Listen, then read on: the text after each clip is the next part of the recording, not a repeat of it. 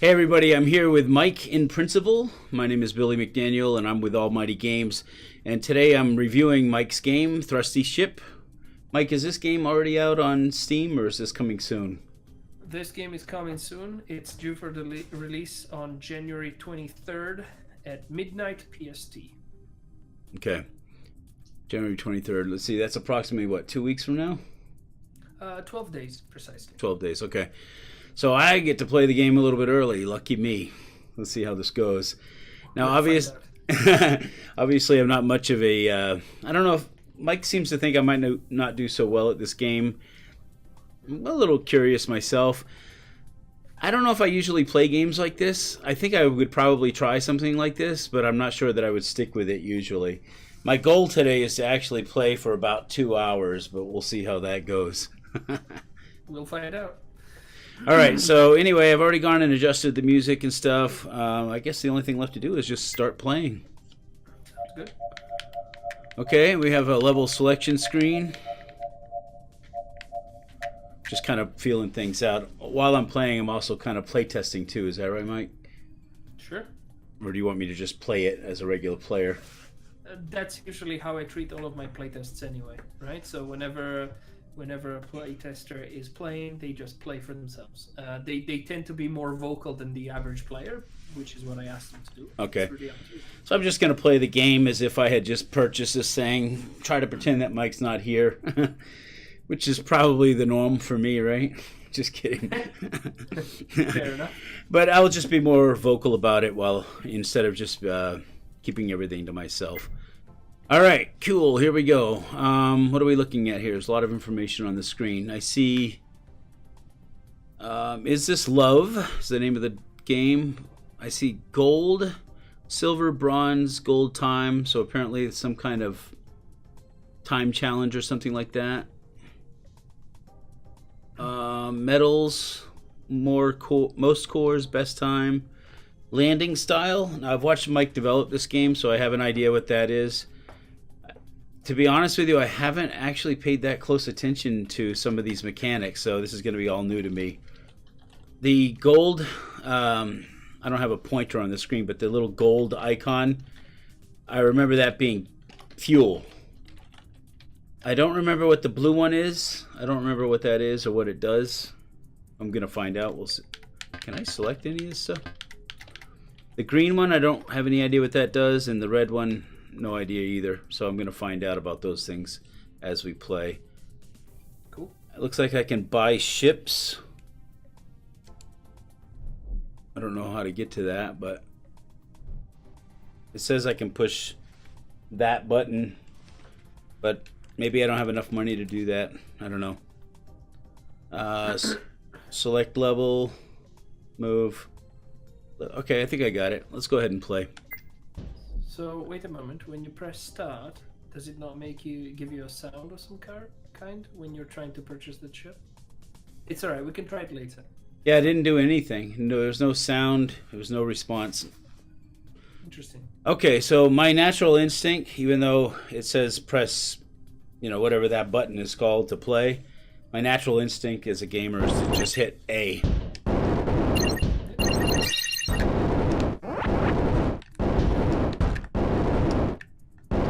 I see it's a little jerky. We'll do one of these landings, whatever that is. So a couple of things that I notice is, first of all, the game is really loud. I'm going to have to adjust that. But the first thing I noticed was in the upper left-hand corner, it was showing how many of those green things I had to collect. And I didn't notice it immediately, but it took me about, 5 seconds to figure out that's what I had to do. Let me try to figure out how to adjust the sound here.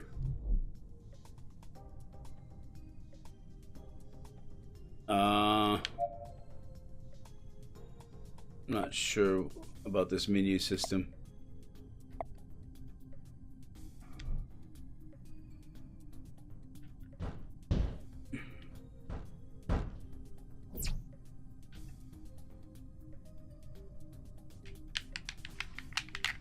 View map, launchpad, restart, back to level select, resume. What are you looking for? I want to adjust the sound volume. Mm-hmm. So apparently, I'm guessing I got to go back to the menu to do this. I'm generally gonna be quiet. I'm gonna let you figure things out. Okay.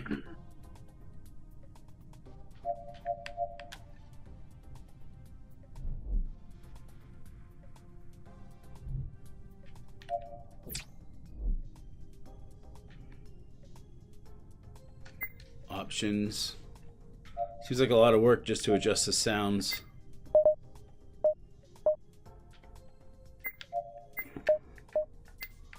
Only reason why I'm turning this stuff down is because I can barely hear myself talk over it. So, I think if I was playing it, I'd have it turned up a little bit more. So, discard? No, I don't want to discard. Save and exit. Try this again. Looks like there's a level that got unlocked because oh yeah, I completed that level. Let's try level 2. See how this goes. Sorry. So, is there a way I can look at the map? Don't answer my question. That's just talking out loud here. That seems to be a reverse thrust. What is this?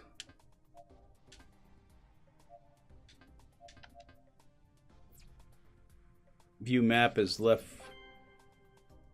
bumper, I guess that's called, left bumper. What does the right bumper do? Same thing. Oh, I can use the trigger.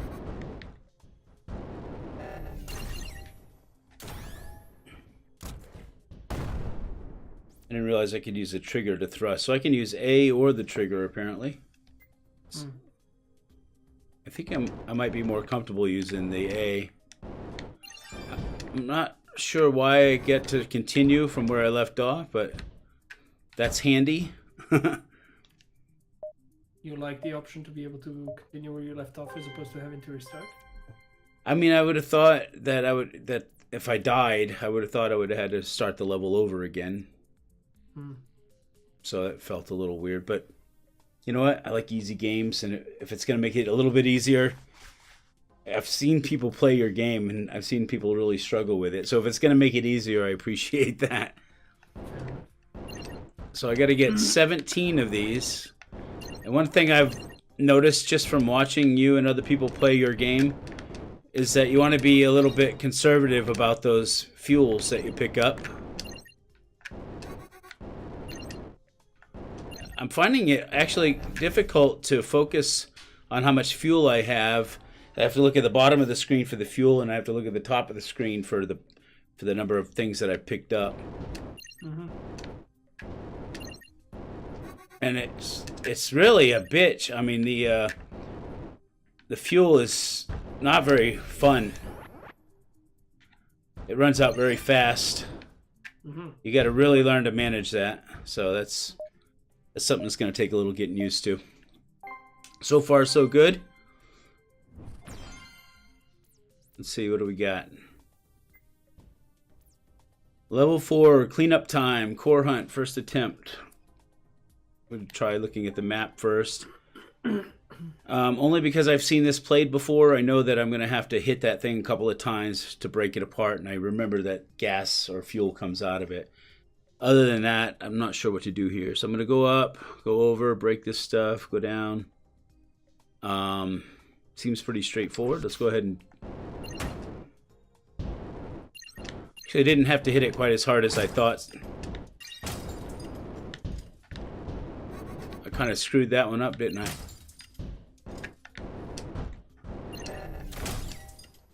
Oh, am I out of juice already? Uh-oh. Now, as a player, I would never know this, but I know to ask you because I've seen you play your game. There's like this last-ditch effort that you can... You have this special move where you can... I don't know how to describe it, but last-ditch fuel or something like that. There's a special button or a keyboard combination or something. What is that, Mike? You've already used it several times. It's exactly the same button that you used to thrust A. So you would press A, and you have 2 tokens that you can use. each time you run out of fuel. Okay, I haven't noticed the tokens yet. They're probably clearly on the screen, but I haven't noticed them yet. That's all right. But you have already used it a couple of times in the previous level. They saved your life once at least. Do they have like a cooldown or something? No. I mean, as soon as you run out of fuel, they become available to you, and you only have 2. Oh, do I gotta go? Now it seems like I gotta go back to that landing pad again. The one that I didn't even notice that. My bad. I didn't see the landing pad up top there.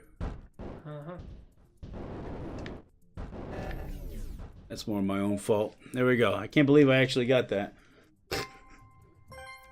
No problem. 1 death. 1 death. Now, if I was the kind of guy who wants to do perfect scores and everything, I would go back and replay that again and try not to die in between, right? Yep. I imagine there'd be an incentive for doing that. You probably have achievements or who knows. Yeah, you didn't notice anything different between completing the level without deaths and completing the level with?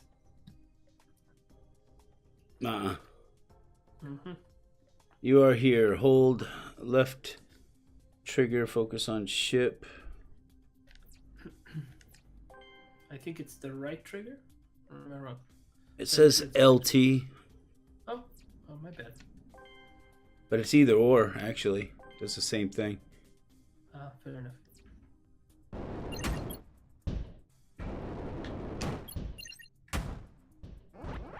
So I need 8 of these.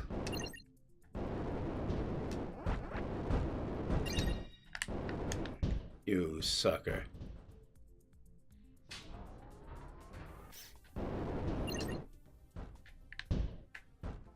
Now, bouncing around like that doesn't damage your ship? What do you think? Doesn't seem like it. I don't seem to be penalized at all from bouncing my metal ship all over the place. Energy burst, right trigger. Yeah, or A. You can use A. A and B are the alternate controls, which you found out earlier.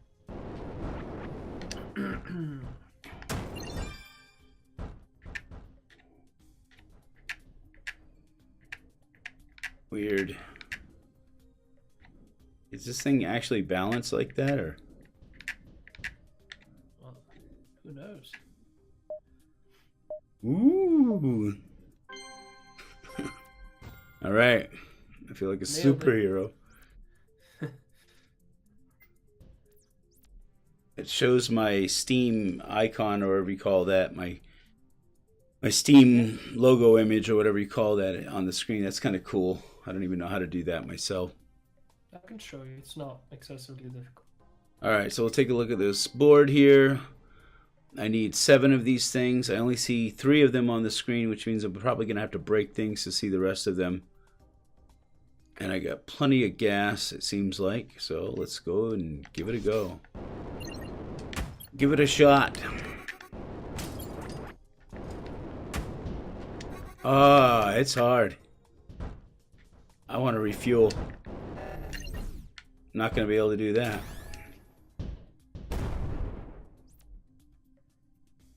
Like, I had the idea to refuel at... It seemed like I should have been able to just go over there and get some more gas, but I didn't actually... I don't have the ability to do it just yet. You know, my finesse is not quite there. That's hard to aim. Oh boy. One thing I haven't done much is reverse thrusting. A fuel up here. Technically speaking, you wouldn't know that that exists yet. The next level after this one would teach you. I believe it's the next level, I'm not 100% sure. Oh boy. I don't want to end. I don't want to. You've got 2. I got 2 what? You had 2 emergency bursts, right? You can technically use them both in the same trajectory and very quickly in succession as well, meaning that you would get, practically speaking, a much stronger burst up, or in whatever direction you're aiming. That's what you want.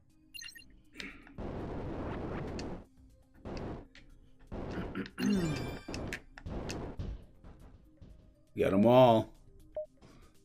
Starting to get it. We're getting the magical finger thing going on here. Magical thing, sure. All right, what do we got for this one? This one, we have 28. It says 14 needed. Just noticed that. And 28 altogether. Is that what that is? 1, 2, 3, 4, 5, 6, 7, 8, 9, 10, 11, 12, 13, 14, 15, 16, 17, 18. I see 23 on the screen. So some of them are probably hidden inside of those breakables. And I only need 14, it says. So let's go ahead and get them. Why, you little... Press LT to reverse.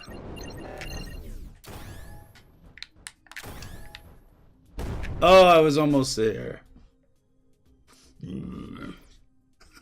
I was trying to get back to the pad so I could refuel.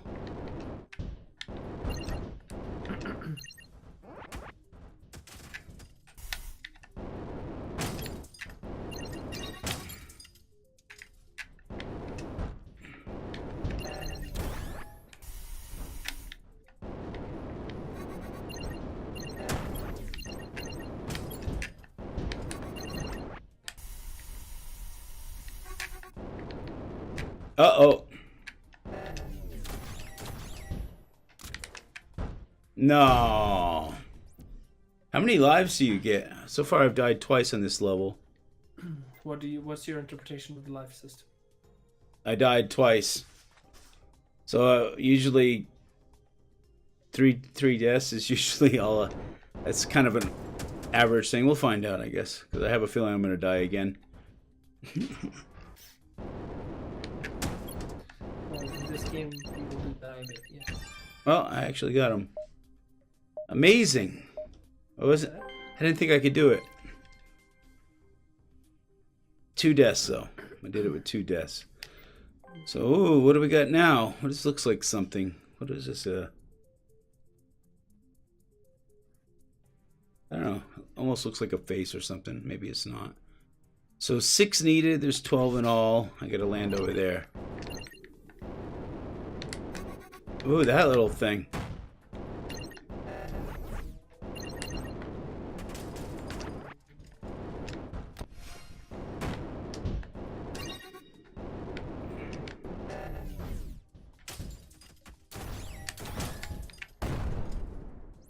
I tried. Ran out of fuel. You're a loser. I just said ran out of fuel. The rest you've added. Uh-oh. I embellished that a little bit, didn't I? Yes. So I've already got 9 of 12. I don't know if I need all of them or not. Oh, there's a checkpoint. How nice.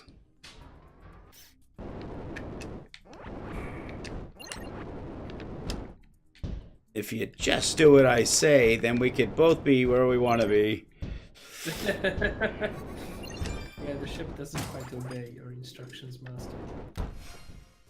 Yeah, she's a little bit difficult. Bada bing, bada boom. It's kind of interesting. I'll be honest, if I had bought this game, and if you weren't here and I didn't know you, I'd still be playing it. So far it's got my interest level high. Okay. There's going to be a point, I suppose, where I'm going to get so frustrated I'm going to want to quit. So we'll see. We'll find out, right? We'll see. For now, you're going quite strong. I think you're doing better than the average playtester that I have seen. So I need 5 needed. I got 9. So what do you interpret that 5 needed to be? To finish out the level. Probably land on the landing pad and finish it out. Okay. Because I think earlier you were asking yourself whether you needed to collect all of them or not. That's what motivated my question. Oh, I was thinking that was going to refuel me, and it didn't. Right. Okay, lesson learned. So checkpoints are not refueling stations. Got it. Mm-hmm. Let's look at the map here. Oh, it's a gingerbread man, rocket man, with a little phallic. Whoopsie! that was not intended to any degree. Okay, so it's a separating wall. I need it. I think what I'm going to do is just finish out the level rather than trying to be super here. So I got to bring that down there.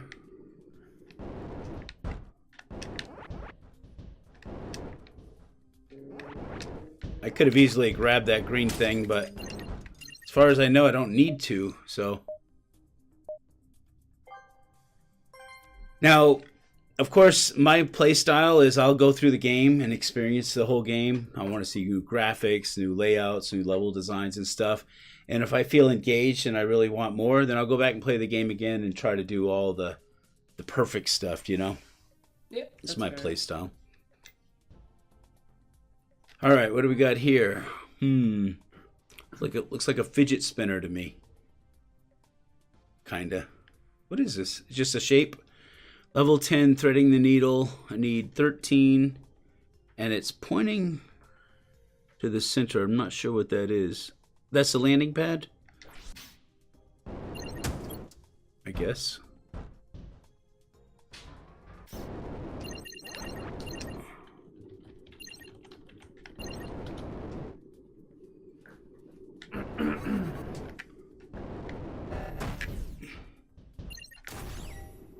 Oh, I kind of screwed that one up, didn't I?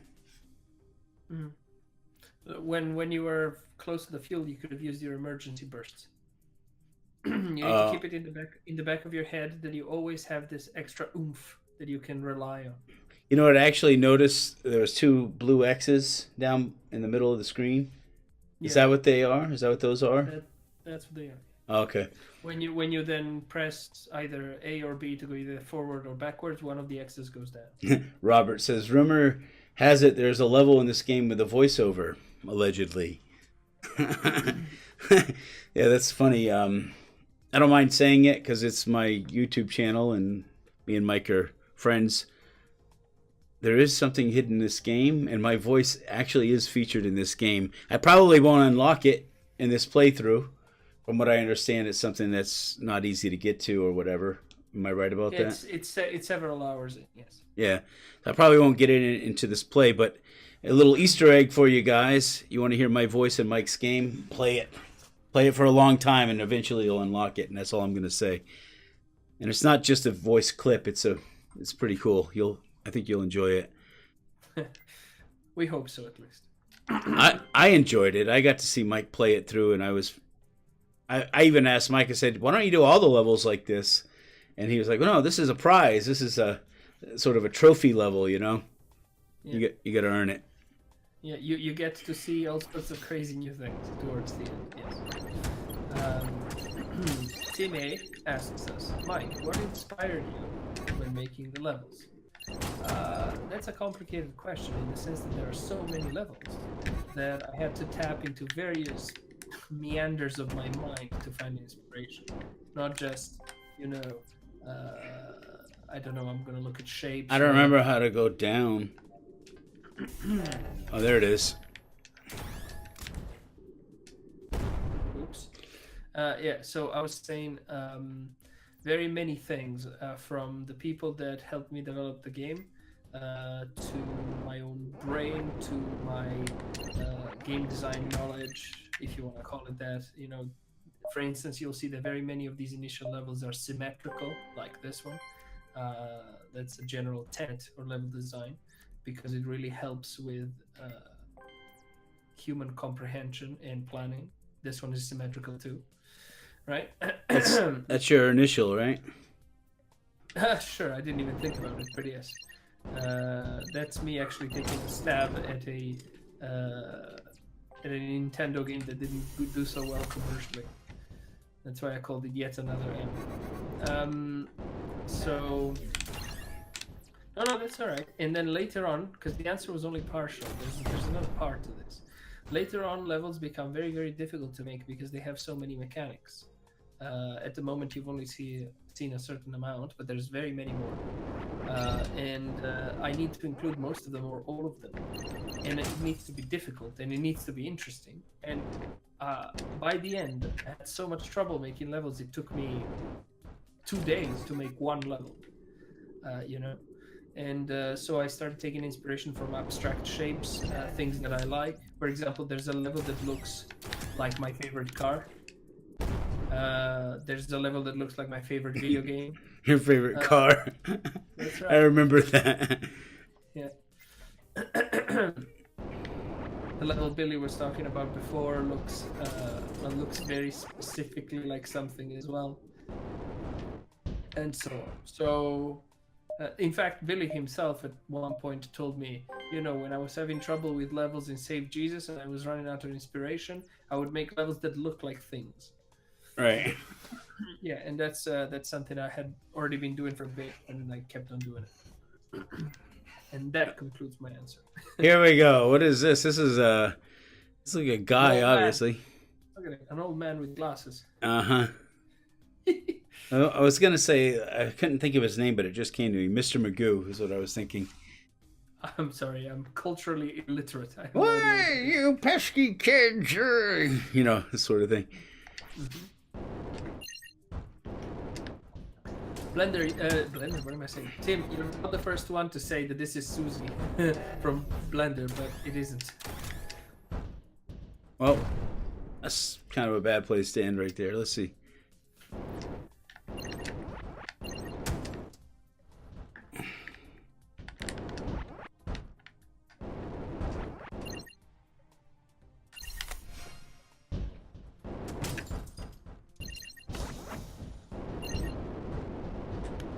Can't get out of there. Die. I'll just stay here forever. You're not gonna trap me. I'll wait it out. I'll starve first. We're good. So you're gonna force me to lose my fuel.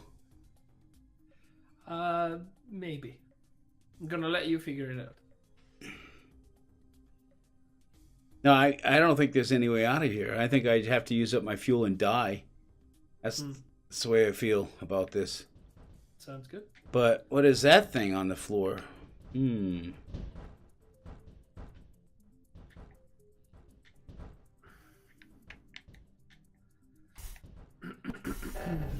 you have never encountered that before, have you? Don't know what it is. What is that thing anyway? You just got an achievement. I did? Yeah, it's called A for attention to detail. I'm making fun of the players a bit because right at the start you got a message that explains to you how to restart if you get stuck. Just like it says here.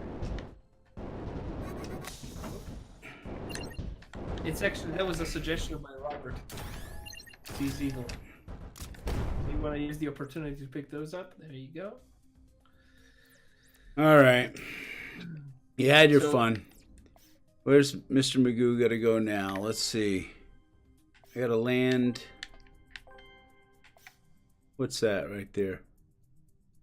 Refuel stations, landing pads. Okay, I got it. Didn't notice that before. I think we got everything unlocked here.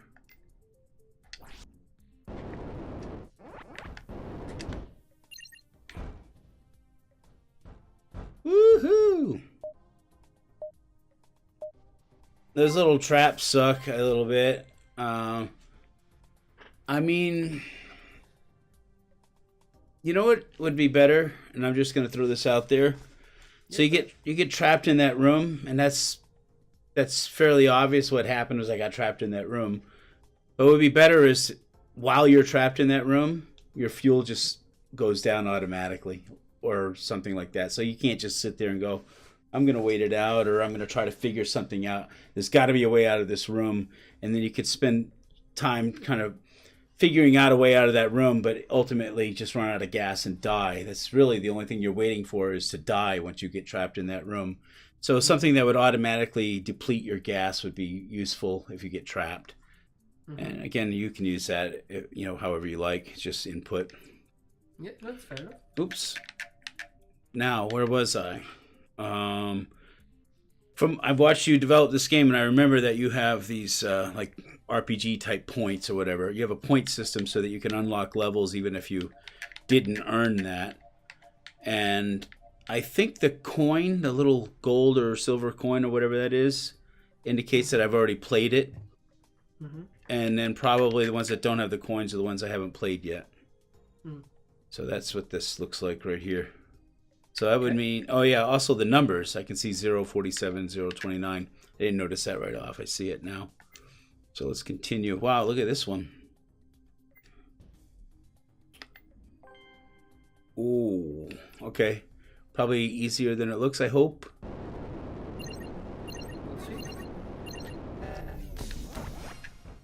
What was that? Oh, that was a switch that activated that door. Ah, I see.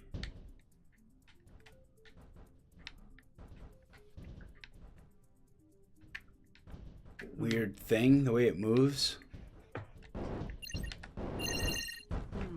Just experimenting, that's all. Yeah, you do you. I need 9 of these. I think I'm well within.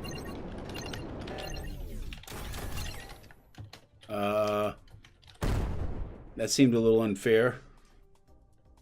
I started with full fuel and I bursted the whole way. And you died, right? Yep.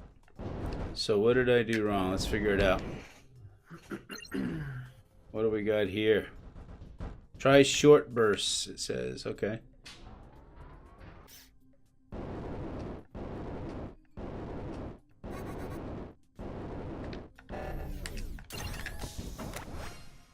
Alright, that was better. So it's more fuel conservative if you go in short bursts rather than holding it down. That was the lesson of the day. Tap repeatedly for max distance. Right trigger. Tap repeatedly for max distance. You can use A instead of right trigger.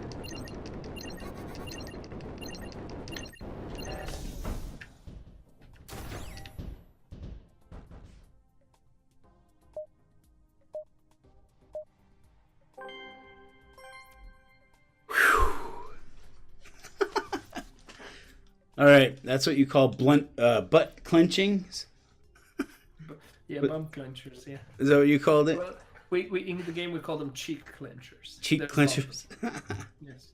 Mike, can you tell us a little bit more about yourself? Anybody who's watching this from YouTube might not know who you are. From what I understand, you worked for some reputable companies in the past, and now you're an indie game developer. Yes, that is accurate. I started my career as a QA analyst and localization tester in Rockstar in England. Rockstar Lincoln. Shout out to the boys. It was great working there. I was very, very happy working there. And I worked on some pretty big titles like Bully Scholarship Edition and Midnight Club LA and GTA 4. So it was great working there, but I was trying to progress in my career faster than perhaps it was warranted at the time. And so I decided to move on to a different company, still in the United Kingdom, called Codemasters, which is both a publisher and a developer. They are a developer of racing games and a publisher of various other games. There I worked on a bit of a hodgepodge of various different games in terms of published games more than developed games, again in the same role. At the same time, I was looking for an opportunity to move to North America. And the opportunity appeared, so I decided to move to Montreal 6 months after accepting this position in Codemasters. So I was there for a very short stint. It was an enjoyable stint, but a very short one. So I moved to Canada, Quebec, and that's where I started working for what I like to call a mercenary company, meaning a company that gives its localization services to various other companies, you know? And so I began working there for various clients that they had. I'm not going to go into too much detail about which ones. Some of them I can talk about in a limited fashion. But anyway, I did work on some big 2K titles there because at the time they used them as a source of localization outsourcing. Yeah, I remember one time you were saying you worked for Lord of the Rings Online, or maybe I misinterpreted that. No, you did not. Yeah, that was one of the projects that I managed. And the next step in the story was that I started climbing the rungs there fairly quickly, and I got myself to sort of middle management position, and that's where I work on Lotro, for instance, for a certain amount of time, leading a team of localization testers. Later, still within this company, I carved myself a role as a tool developer, essentially, which was very, very strange. A complete departure in a way. Tool developer and mentor. I did that for a while. Then my second born was born, so I took time off. And as I came back, my position stopped existing. Uh-oh. Yeah, so I was demoted, so to speak, to the same level of the people that I had trained to get to that level, if that makes sense. It was a bit off, right? And I also had a completely different payment scheme, etc. as a manager. It was very strange. Yeah. So at any rate, I had already been in negotiations with EA for a certain amount of time, where I had accepted a position as a producer, as it was called at the time, game ops producer, which I didn't really know what it was, but because the word producer was in it, I really wanted to go there. So, because I was desperately trying to transition more into the creative side, right? If that makes sense. What happened is that various things were happening, including political issues with my documentation, because I hadn't become a permanent resident yet, sort of the equivalent of your green card, right? I hadn't got that yet, so it was impossible for EA to give me a job until I had that. And eventually, I did get my green card, and EA still had a job for me. Actually, EA had a new job, but essentially was that. And so I accepted it, and it turns out that that was a user experience research position, which I then adapted to and learned how to essentially run playtests in an effective fashion, in a scientifically coherent fashion, and so on, controlling biases, analyzing data, etc. And I began working on FIFA, which was natural for me because I'm European, and therefore soccer is a sport that we understand very intimately. It's in your genes, I guess. In a way, yeah, you could say that. I mean, I'm Italian, right? The only sport that exists in Italy is soccer. The only one. Like basketball is a minuscule fraction, like it's tiny. Nobody cares, right? But soccer, everybody, totally. The cities shut down when there's the World Cup. Okay, so it's like it was the right thing to do, and I did that for about 3 years, and then I said, I'm old enough, and I have sufficient experience, and I've been training on the side to try this indie thing, and I'm also old enough that if I don't try it now, I never will. That was sort of my mentality. Right. So I decided, all right, I'm going to take the plunge. I have loads of savings. I've put all sorts of stuff on the side. I don't have a mortgage. I have a house. I have a big family, which is a bit risky, but, I said, sure, I'm going to go. And I took the plunge. And shortly after, I released my first title on Steam, Oval Smash, which was a complete failure. And from then on, I've been working on various prototypes and games until I encountered Thrusty Ship as a concept, which in and of itself is a story, which I'll spare you, at least for now. and now I'm about to release Thrusty Ship as a complete product on Steam as my second full-fledged product. Wow. That's my story in a nutshell. It's quite a backstory there.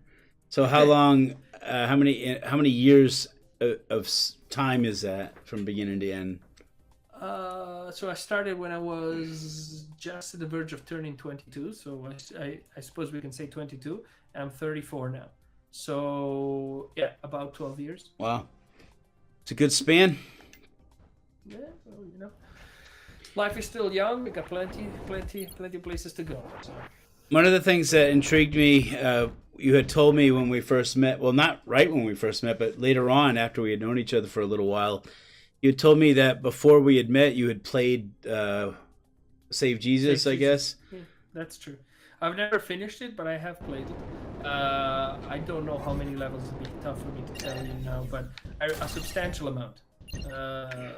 I definitely felt that when I played Save Jesus, I had gotten my money's worth, if that makes sense. You know, like all 50 cents of it? It was on sale for 49 cents most of the time, and I don't know if I bought it on sale or not. Perhaps. I mean, its price was already so low that like $2, I think. Effectively, it was on sale permanently, right? So, but I recall playing it. I recall enjoying it. I recall that I liked the art. I liked the fact that it was cartoony and silly. I thought that the theme was funny, and the levels were fairly well crafted, I thought. So everything was cool, really. Having a hard time with this level. I know, because it's diagonal. Diagonal levels are very tough for people to adapt to for several reasons. In fact, they have a running theme in Thrusty Ship. I think there are like 6 or 7 diagonal levels. All of them share similar names. You gotta plan for fuel when you start running out. Oh, that's good. You're alive. Yes, you wanna mine these guys, right? To have them out of the way, and there's your fuel there if you fall down.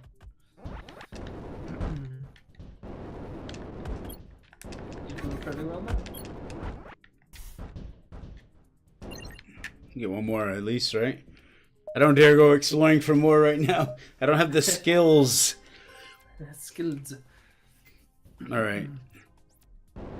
Yeah, Save Jesus was one of those games that I never... I mean, I could almost predict that it was going to do okay, but I never would have predicted that we were going to, you know, do more than 100,000 copies. Even today, I look at that and I'm like, what? How did that happen? And I wouldn't... You struck an interesting chord there, I think, you know? So I didn't think it had much to do with who had published it. I don't think that, even though it was published by, you know, my previous business partner, who obviously I'm not doing well with right now. We're in a fight, and I don't want to just say that for the sake of just being angry at him, but I don't think it was just the fact that he had published it that it did well. I think it had more to do with the fact that it was a Christian-based game. And the other thing about it, too, is it could be enjoyed by both Christians and atheists equally. So that really opens up a lot of interest levels if you think about it. It's a really high-impact niche. Yeah, I guess. I think it's fairly reasonable that you would argue that the presence of your publisher wasn't integral to your success because, at least as far as I understand it, not every one of your projects was in fact a success. And you were still with the same publisher, no? Right. I mean, he published 4 of my games, and only 2 of them did well at all, you know? The first one was my first game ever, and I think the only reason why it did well is because it was back during a period when Greenlight was a thing. Yeah. And yeah, all of your games all came out on Steam, correct? Like you haven't really explored other markets in that sense. Right, I haven't done anything else, and I think that's one of the limitations of my previous partner was that he was unwilling or maybe even unable to expand his horizons. So all of my games that I publish through him are extremely limited to just the Steam audience, which is not small, but you know, what about the rest of the world? What about all the mobile games and the marketplaces? I think one thing that I would do you have the rights to Save Jesus at the moment? The only one I lost rights to was Caveman World, because that was technically published by Grab the Games. Right. Well, if you have the rights to Save Jesus, if I were you, one thing that I would do very soon is I would release a mobile version. That's a good idea. I didn't even think of that. I was thinking along the lines of my newer stuff, because I could easily make Hail to the King mobile, but Save Jesus would sell itself. I think that Save Jesus would already come with a bit of baggage from people that have played it before, so that's one advantage. Yeah. And it's begging to be a mobile, right? So your problem will be compacting all of the textures, reducing the amount of sounds, or crunching them down in terms of bitrate and that sort of stuff. Like basically reduce the size to as little as you possibly can. Ideally, under 20 megs if you can do it, right? But and then sell it essentially at the same price. You may need to insert some kind of like advertisement system in it, which is not terribly difficult to do. Unity is very helpful with that, and I think that would be a thing I would pursue if I were you. That's a good idea. Now, I wouldn't. I don't want to go into it in this YouTube video, but I'm going through some financial changes right now, and I'm having to go and readjust my schedule. I was spending 12 to 16 hours a day developing games. Now I've had to switch gears and now focus on things that make me immediate money. Something like that, even though it would be fast, I could easily probably spend a week or two and get Save Jesus in the mobile marketplace. It wouldn't actually pay out for a couple of months because that's how long it would take before the game's sold, and then all these companies, they hold back and stuff like that. Mm-hmm. It would probably take a couple of months to pay, but I think what's going to end up happening as soon as I become financially stable again and recover from this partnership split that I'm going through, that's a great idea. I'm going to go and make Save Jesus a mobile game. It's begging for it. Yeah, I agree. Thanks for that tip. I didn't even think of it. No problem. Sometimes when we have like issues and stuff, we tunnel vision. It's helpful to tunnel some. At least that's what happens to me.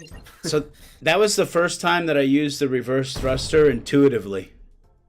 Okay. So I've been hitting the wrong buttons this whole time, but for the first time I did it on purpose. Okay, cool. Oh, I died right after, so. Well, you didn't use any of the 2 emergency bursts that you had. They would have helped you survive almost certainly. You need to try and enter in the mindset that those things exist.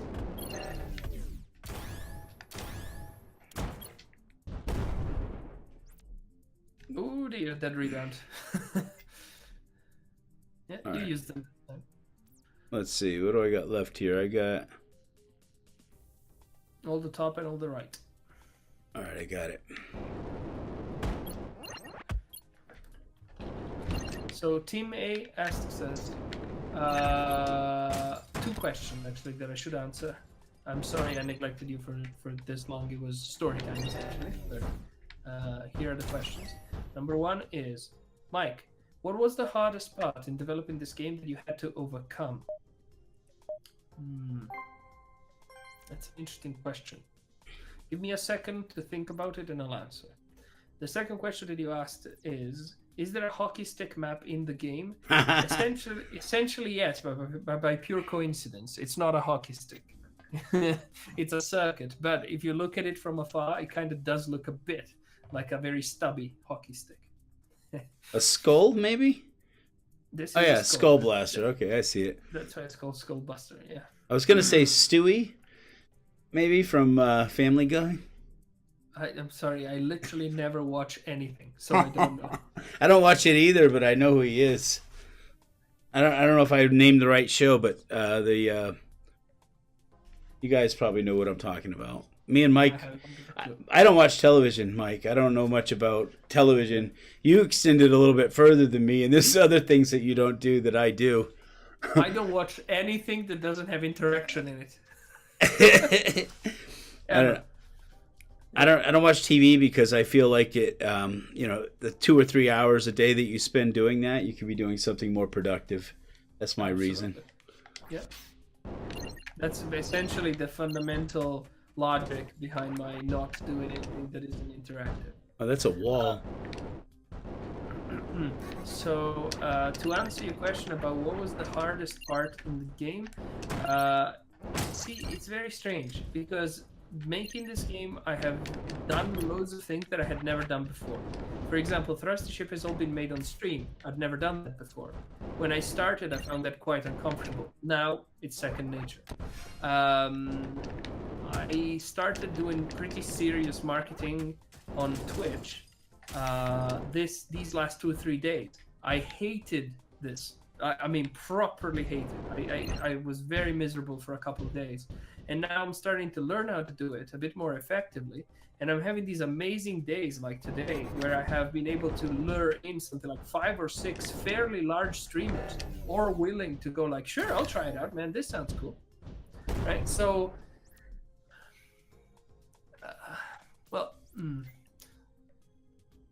I think the hardest thing to probably do in the game, I'm gonna have to go back to the level design of the last levels.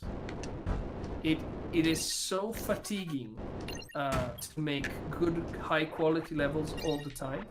Because my game essentially, or at least it's trying to, not have any padding, you know? So I don't have any levels that are sort of similar to one another, or that are, you know, reiterations of one another, something like that. None of that is there, right? All of the levels are handcrafted meticulously. I have planned them deeply. I have played them hundreds of times before I was happy with them, and that sort of stuff. Now there are 72 of them, so you can only imagine how much effort that takes. Now early levels are alright, right? But late levels, they have so many different possibilities. If you ever get to play the game, you'll see how many different ways I use all of the various mechanics.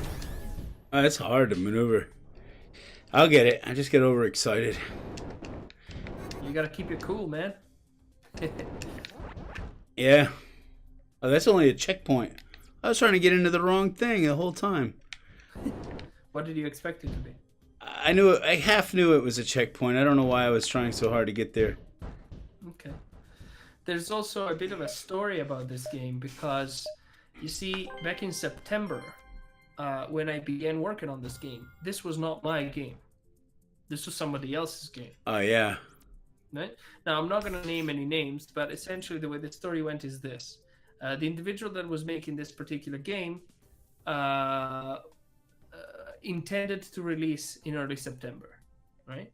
And when I met this individual, because he came on my Twitch channel to, you know, just sort of observe a developer do things, and he found me, right? We started talking, etc., etc. He told me about his game and everything, and I was observing his situation, and I mean, every fiber in my body was screaming, there is no way you're releasing in 1 month, or whatever it was, in 1 week, 2 weeks, whatever, right? It was impossible, literally impossible. He had no levels done ever, like not a single level. Most of his mechanics didn't work. The advertisement system was not in because he wanted to make this game for mobile, right? So essentially the game was, I mean, empty. There was nothing there. So I began to help him sort of actively. And for the first couple of days, I was sort of a mentor to him. So, because I'm substantially more experienced than he is in almost every aspect, or at least that was what seemed to be the case at the time, right? I basically spent 2 or 3 days of all of my time, and I mean that, every single hour, okay, dictating code to him. So we would go through code, and I would try to explain it to him, etc., etc., right? And eventually I said, dude, this is kind of like, it's kind of crazy. Like, you're trying to release in like 5 days, right? We need to move. Like, we need to start doing levels and all of that stuff. So I told him, what if I just, you know, start working on this and you start doing something else? Like, begin doing the marketing, man. Because one thing that I knew I didn't like was marketing. So I told him, you do the marketing, I do the work, right, here. And then we'll be fine, you know? Then eventually we start talking about revenue split, and one way or the other, he sort of invites me, or accepts me, if you will, on his team, which was composed of him at the time and one volunteer artist. So at the time, we still had no levels. Now we immediately started saying, okay, this is ridiculous. I told him, there's no way we can do this. He had planned 24 levels. There's no way we can do this. We got none. The delivery's tomorrow. That's not happening. Right? Even if we work 17 hours, we're not doing it. Right? So he agrees to delay the game. And as I started making the first levels, I discovered all sorts of interesting problems. For example, the ships that we had at the time had different shapes, which meant that the levels, like, it was impossible to make every ship competent at every level. Or it was impossible to make levels where a ship wouldn't be able to cheat, if that makes sense, because of its odd shape or whatever. You know? So I started talking to the artist, and the artist was not happy at all about the situation. He didn't want to redo any of the ships at all. And therefore, he decided to quit very, very immediately. So we lost our art. Anyway, it gets complicated, but the bottom line is this. Eventually, this guy who initially ran the project decided to quit the project as well. So I... Oh, God. Considering that I had invested that much time and energy, I mean, I'm talking about close to triple shifts sometimes, you know? Every single day without a single day off for 3 months or 2 months, whatever it was, when he decided to quit. I was like, I'm not letting this go, man. I'm going to sue you if you think you're just leaving, you know, and taking the project without me. That's not happening, right? Because at that point, I was basically the only dev, practically speaking. And I don't think this is to any degree a lie. I have seas of evidence of this, right? So I decided to write up a contract of purchase, and I bought the intellectual property off of him. At that point, Thrusty Ship became mine. And yeah, that was uncomfortable. It wasn't difficult, but uncomfortable. Sounds like half the rock bands I've ever joined. Yeah, it tends to be the case. I mean, all people who are creatively minded will eventually have some kind of spat. And there are the people who can get over it and work through it, and there are the people who can't. Yeah, I've had a lot of band breakups. I've not really worked with a lot of other developers. Usually when I work with somebody else, I'm paying them, you know? Yeah, well, that's easy. Because you give them money and they can't really, you know, they need to give you the thing they've promised, and that's the end of the story. Yeah. The art for Thrust... I'm sorry, carry on. I didn't mean to interrupt you. I thought you were done. No, you go ahead. Okay. Yeah, so the art for Thrusty Ship was contracted out. I mean, while obviously it wasn't, you know, super perfect or whatever, it was still pretty good. You know, I paid the artist the amount of money. Oh, what a save, Billy! I've paid the artist the amount of money. Oh no! That he wanted, and you can still do it. Oh, you know what I just thought of? Your artist for this is the same artist that I use. Right. I didn't even think of that till just now. You're right. Yeah. So the artist, you know, did his job. He kept his word. I paid him what he wanted, and we had a deal. And there was no playing around. There was no play there. You know, he did what was planned. I gave him what he wanted. Done. Yeah. That's a relationship that I have no problem keeping. You know, it makes sense. You pay somebody money, they get a job done. I've had plenty of gigs, you know, by other people who offer, you know, to do service for me where they don't follow through, and I still pay them money. And it blows my mind that I've taken a loss on so many, I wouldn't say so many, but maybe 6 or 8 things in my life where I paid somebody to do something. They didn't really do it. Maybe did like 80% of it or something, and then they dropped the ball, and I still got paid. Yeah. And then you end up abandoning the project because you don't have the art when you spent money on it and all this kind of stuff. The world is so full of dishonorable people that's one of the reasons why I work alone. Right. Right. I cannot afford to take these risks. It's hard. I try to do as much as I can on my own. It's not really about saving money, because I had my old business partner used to always say, Billy, you need to delegate some work to other people so that we can get these jobs done in half, you know, in fraction of the time. And my whole point to him was, it's not the time, it's the competence. It's the people that we hire. You know, my business partner is really cheap, so he wants to pay the lowest bidder, you know. So we always end up hiring these people who fall short of, you know, a quality product. Whoa, look at this, man. But the guy who did the graphics for your game, his name is Rafael, a guy from Brazil. He's also the artist for Save Jesus, Zombie Balls, and Bully Beatdown, 3 of my games. And Mike and I, we've had this conversation before, and I don't want to say anything negative about him because he's a good friend of mine. But he does tend to take his time. He's kind of got a really a really good hand. He's really good. If you got to see his line art, you can't really see it in your game so much. You can see it a little bit more in Bully Beatdown, but he does a fantastic job with line art. And I've watched him do it. I've sat there and screen share watched him for hours on end, and he's just got a. It's hard to explain. He's very, very good at what he does, but it doesn't happen very quickly. It's a process, not an event. And I've seen him also in a different frame of mind where he's doing well financially. He's, his bills are paid and he's got stuff, he's doing well money wise. So his interest level is very low on some of these projects that we've worked on, and I've had to be the fire under his ass to get things done sometimes. And I feel like, oh my God, I really feel like I have to push this guy. But at the end of the day, he produces really good quality art. Now, with that said, this is the conversation that you and I have had, Mike.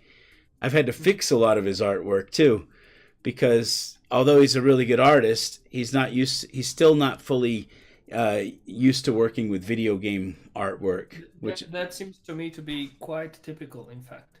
I don't have an enormous amount of experience, but I have noticed that there are very many artists that are good artists, but not technically savvy. So, for example, they don't understand the difference between an endpot and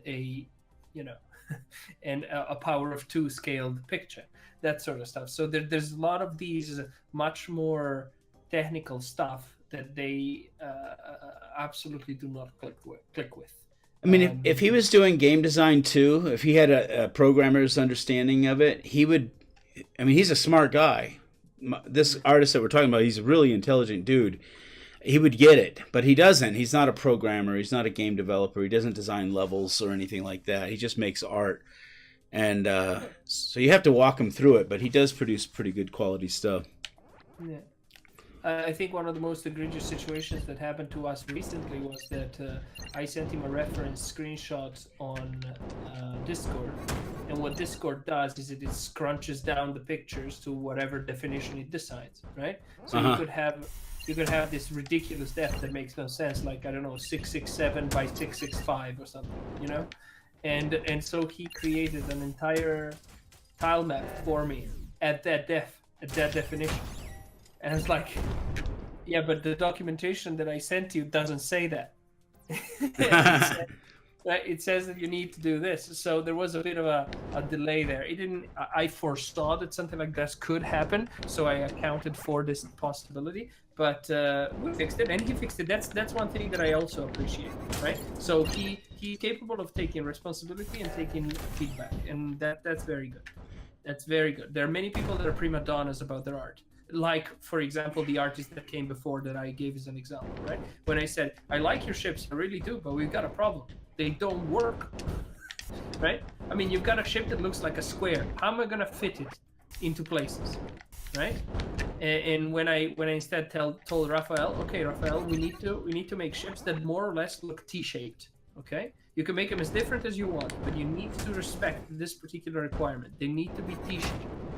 And he was able to do it, no problem. They invented loads of cool ships. I mean, this game has 15 ships, all of them unique, fairly different looking, fairly interesting, and frankly, they inspired some of the special abilities that some of the ships have. It reminds me, I think I want to go back to here and see if I can change my ship now. Might probably have enough money now, right? The button that it says to push, I believe, is this button right here. It doesn't do anything. I'm very surprised. You should at least hear some kind of error sound. That's kind of maybe you've lowered the sound so much that you can't hear it. But it should be it should give you a sort of a negative buzzing sound. I'm a little surprised that I played 21 levels and I still can't buy a ship. You can buy ships, yes, you can. The problem is right now you have highlighted the ship you already own. So you're trying to buy the ship you already have. Okay. You need to change the ship you've highlighted. There are 2 buttons I see. that show you how to do it.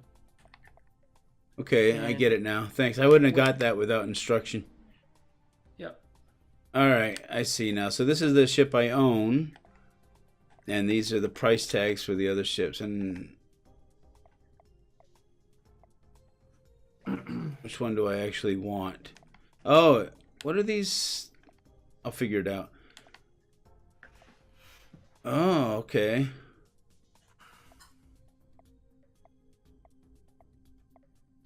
So this is the stats for that ship.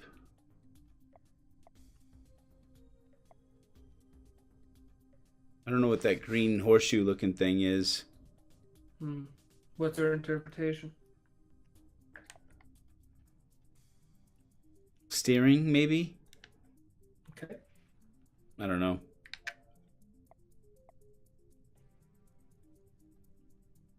The red one on the bottom seems like shield or health or something like that. Maybe damage. I don't even know. Okay. The blue one maybe thrust. Okay.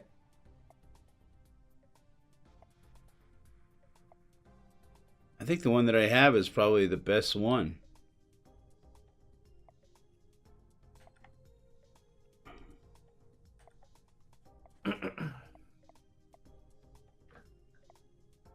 You try this one.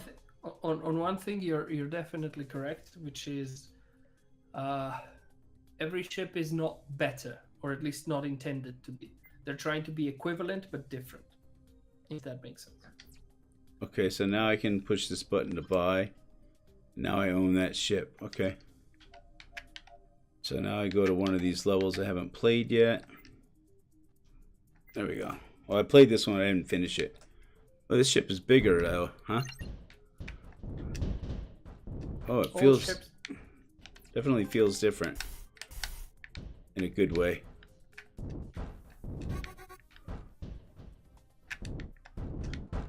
It's a bit of a crowd splitter. Some people really don't like it, and some people swear by it. So it's alright. So I feel a weight difference for one thing. Do you think it's lighter or heavier? It looks bigger, but it's hard to tell.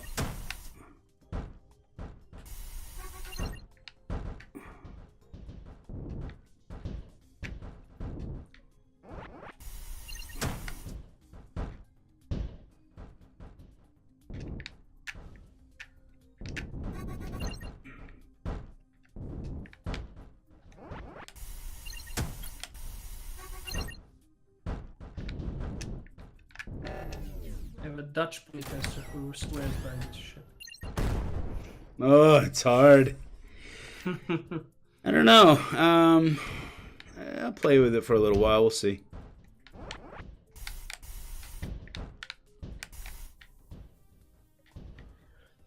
So here's a little anecdote about this level. My best playtester still has never managed to get. Well, I probably shouldn't say. Yeah, because you haven't discovered this yet. Now I'm gonna say it later. Let's let it rest. We'll say it later. No spoilers, man. Oh, I can't reach it. Not with that. Yeah, she's got a smaller wing than most other ships. So you gotta do it with your nose. I think I'm gonna switch back to the other one. I don't really like this vehicle. Back to level select. So you regret your purchase, correct? Yeah. Cool.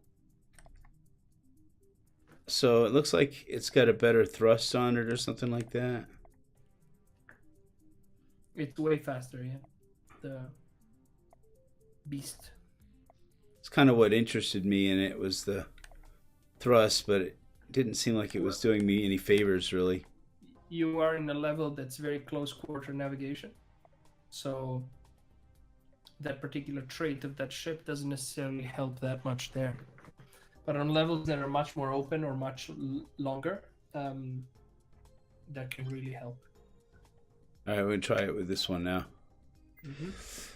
Let's see how this goes. This one has a few peculiarities. Oh, it maneuvers better.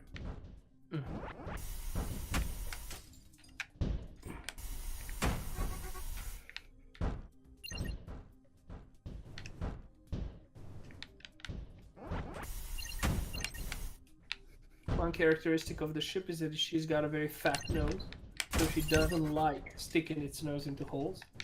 It's a lot more uncomfortable to do it. Because she's sort of, you know, gets stuck easily.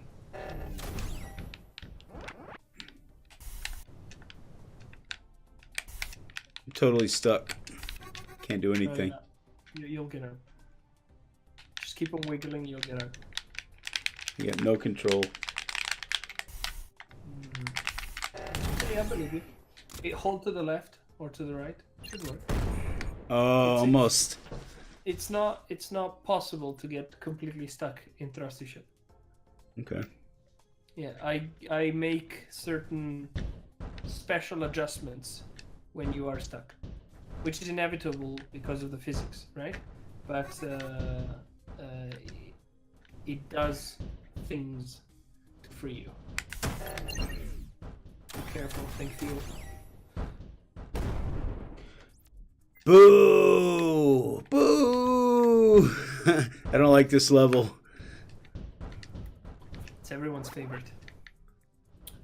Yeah, like I was telling you, my best play tester has more than 1,500 attempts on this level and still hasn't beaten it in a certain specific way that he wants to. You little...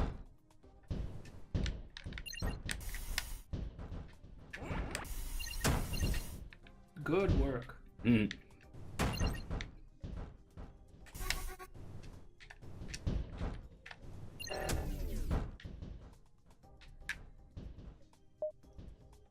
I'm not gonna go for it because I'll die. Clever. Clever. Whew. Surprised I'm not sweating. Oh, this looks fun. Actually, my palms often when I'm doing some of the harder levels, my palms are complete sweat bath. I believe it.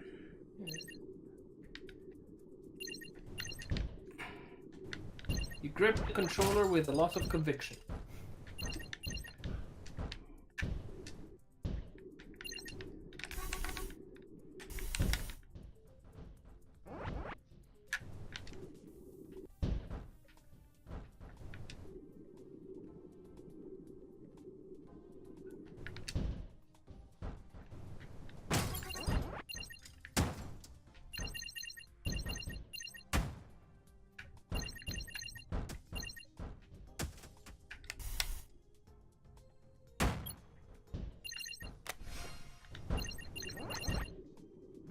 Checkpoint.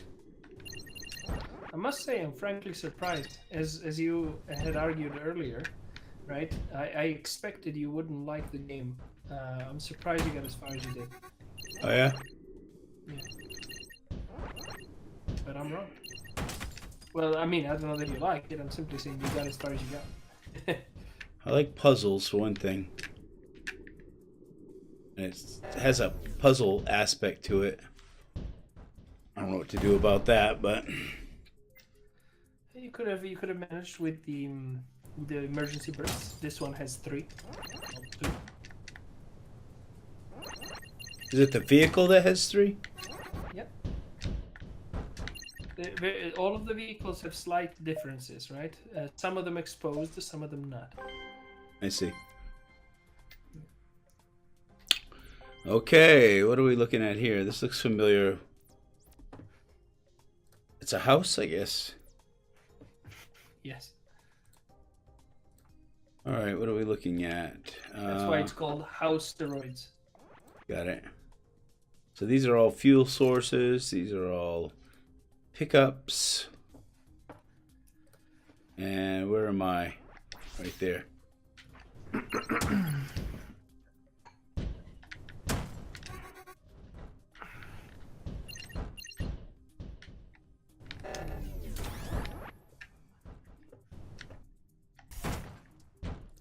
I thought there'd be fuel in there.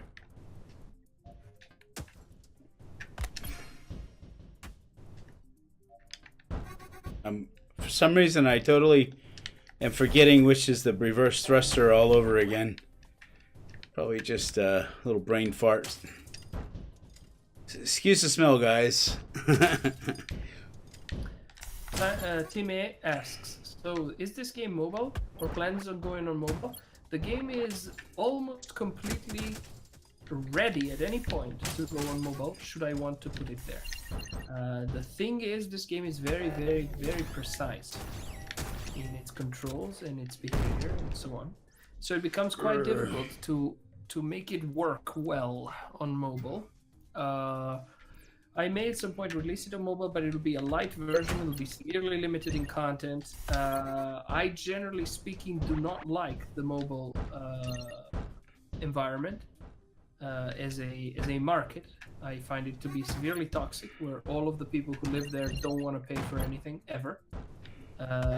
Which, I mean, I understand, but I don't want to be part of it. You know? Well, you can make it. Nice work. So... Whoops. Yeah, so the game is ready-ish to go to mobile. Whether it will or won't, that's a separate story. Oh! You had the emergency burst, remember? Seems to be where I'm failing, I think. Is well, that's one area anyway.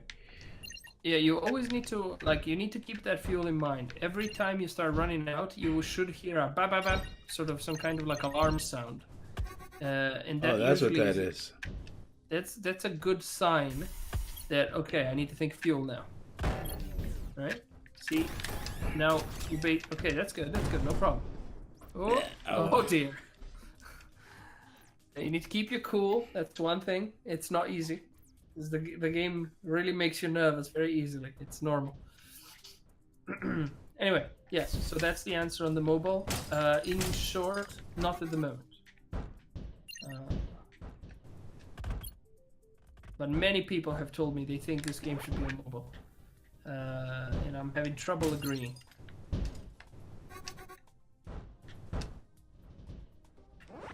These lemons are the lemon-powered rocket is kind of interesting. I know they're not lemons. I'm just making a joke. No, that's fine. There's even a hint in the game that says when life doesn't give you lemons, roll with it. Oh, really? So did you feel that they looked like lemons after the art was done, or did you want them to look that way? Well, no, I noticed later at some point, it's like, huh, they look awfully like lemons. That's it.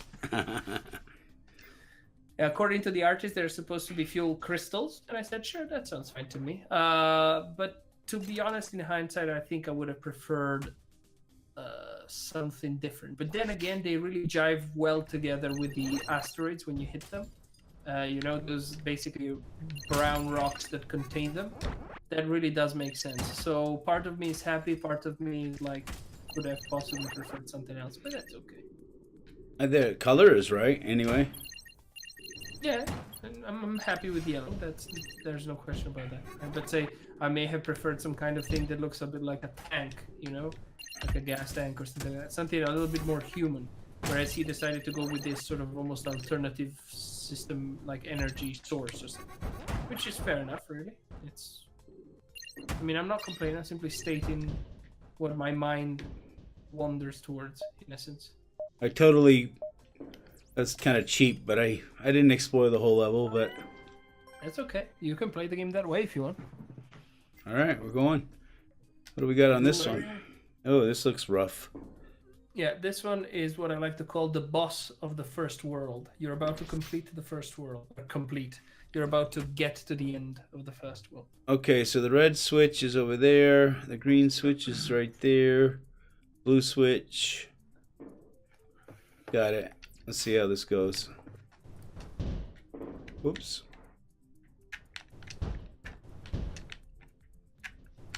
I have a hard time lining that up.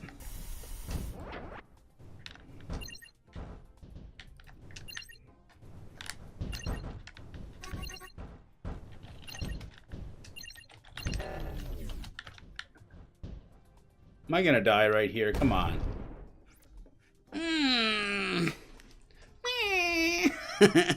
Just in front of the fuel.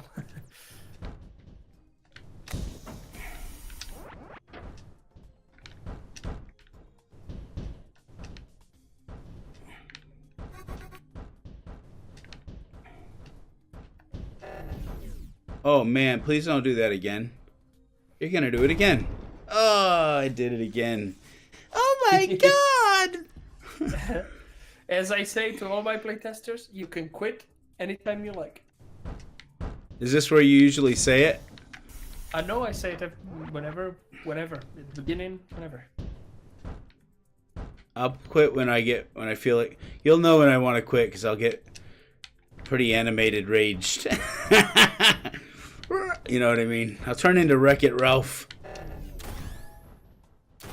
Yeah, see, that's a little frustrating right there. I'll get it though. I'm gonna.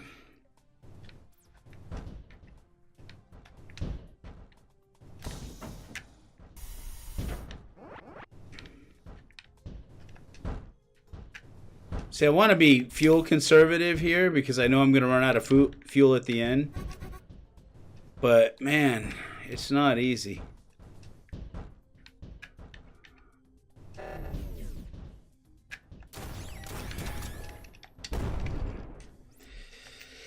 Alright, we'll try it again. I might skip this level, actually. I have the ability to do that. You do?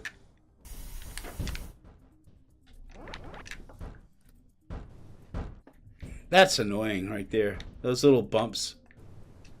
They're just plain annoying. The level has plenty of these.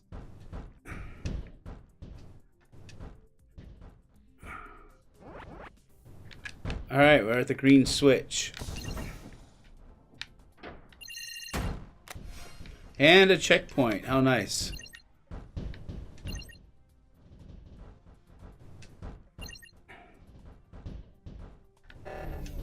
Oh. There's no gas there. I gotta pay attention to that next. What do people, like, roll through this or something? What the hell? Yeah, some of them like to roll, yeah. It's not particularly effective. It's not gonna work. So what happens at the end is I could see that I need... So if I don't have any gas, alright, I pick up a little gas crystal over there, and then I'm going to drop down there, hit the checkpoint, and then I get a gas at the halfway point. I'm looking at the bottom one here. And then I'm going to want to thrust over to that top area over there. Is that a switch in there or just a crystal? I don't know. I'll find out. No, there's no switch because there's no door. And then roll down there and get that. So yeah, you're referring to the final arrow, right? Yeah. Yeah. No, that's a place that basically most people get there and they go like, oh, how'd you? Oh no, and they have to leave it behind. That's for the pros. You need to be conservative with fuel here. You need to be purposeful and careful. If you make mistakes, it's gonna be painful. All right, so you got 11 now. You got 2 more obstacles. You need to account for this. All right, I'm not going to be able to do it on this one, so let me think of another strategy here. So I've seen people roll through this before while watching your channel, and I don't like this. I'll be honest with you. It feels like if this is the way that you intended people to play this, it just feels wrong. No, it's not. That's exactly why if you carry on doing it, they'll give you an achievement called "You're playing it wrong." Oh, really? Let me try reverse thrusting, see if this makes any difference. Well, it may, but if you're imprecise, it won't. You will still rebound all over the place. Here you need to do careful jumps. I'll try it again. I might be able to do it in reverse. Oops. Didn't mean to do that. You would need to redo it now. That was a mistake. Okay. Oh, good. I get to practice this again. My favorite. And you're happy. Well, you haven't yet got to the bottom. My guess is based on how you're feeling about the level. I don't think you're going to finish this level. And I think you would drop the game within this level. Because there's still a 3rd floor. Yeah, I saw that on the overview. Yeah. I'm going to do it, and though. The 3rd floor is, substantially more challenging than the other 2. I don't like that you can't glide through this easily. You can. It just takes quite a lot of skill. You can actually fly through all of this. It takes about 2 seconds. The entire level to complete takes 1 minute. And I think you roll for half a roll in that particular place.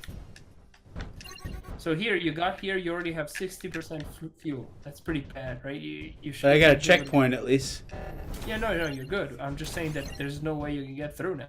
Or almost no way, especially with your sort of smacking into the various walls, which it's not so much that it slows you down, it just alters the trajectory in a way that it's difficult to predict.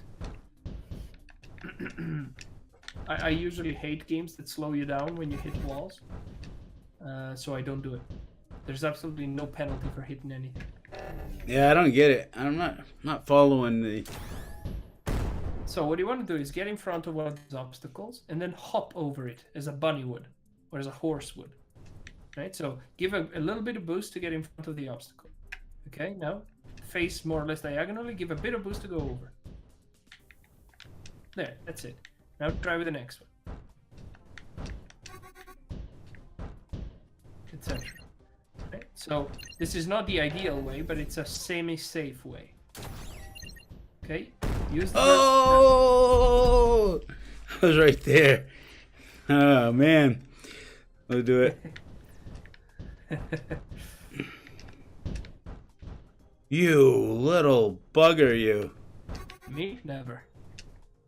I'm a nice guy when I sleep. Which, considering it's like 2 hours a day, 2 hours a day, right? I'm basically a bastard all the time.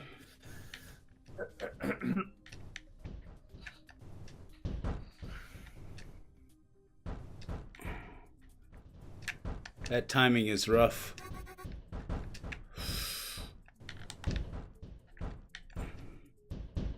Okay. Cool. There you go. Can't get that one.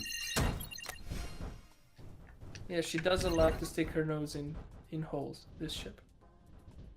So now I'm starting to give you these very narrow corridors. Very uncomfortable to go through these.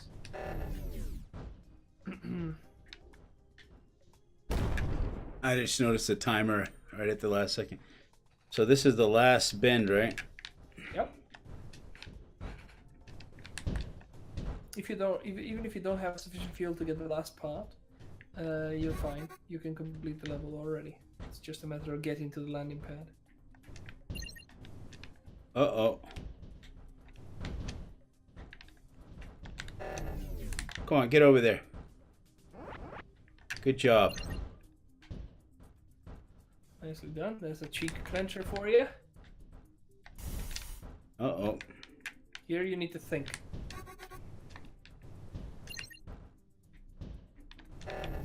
Yep, you found out, but too late.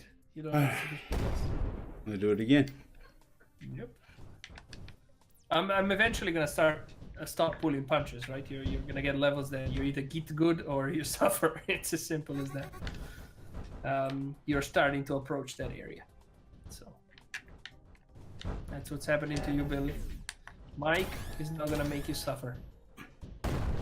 Ah! I'm gonna wreck it! Let's wreck it, Ralph. In case you don't know. Oh, okay. You probably don't know that, right? Oh, sorry. Did you mean a film reference? I have no idea. No. He's my doppelganger.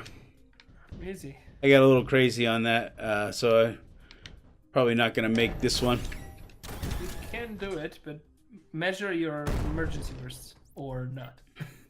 I just give up. It's easier. It's easy. Does the game keep track of how many times you tried? Yes. So... Just a moment. Yes? Oh, have a good night. Bye. Sorry, that was my wife saying good night. Sweet. Uh-oh, I did it wrong. I did wrong. Yeah, I don't think you're making it through. I did wrongdoing. Like I said, you can quit anytime you like. You don't owe me to play. Oh, I'm right at the end. I recognize that little slope right there. I can do this, Mike. I got this.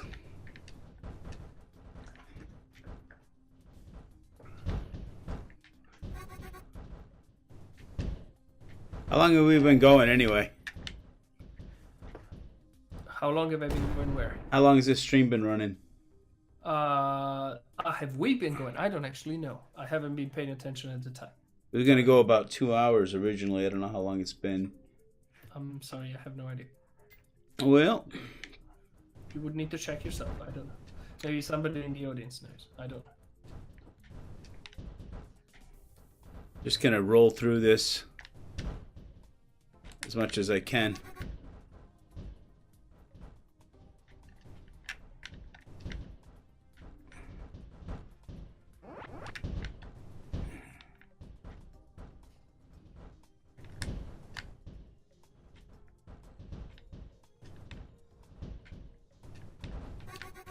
All right, I see what to do.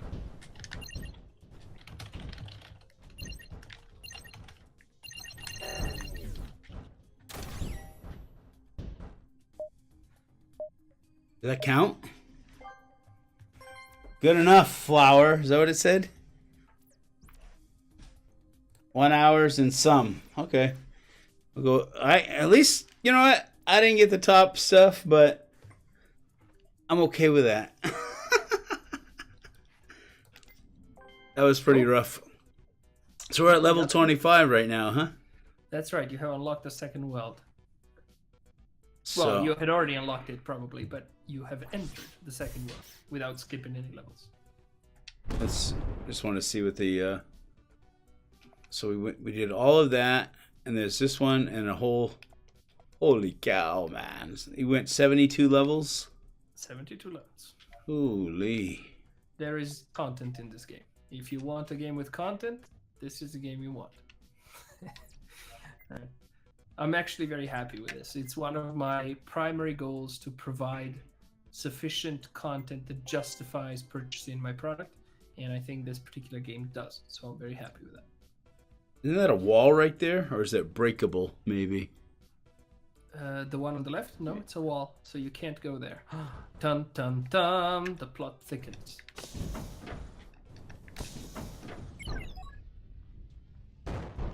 Interesting.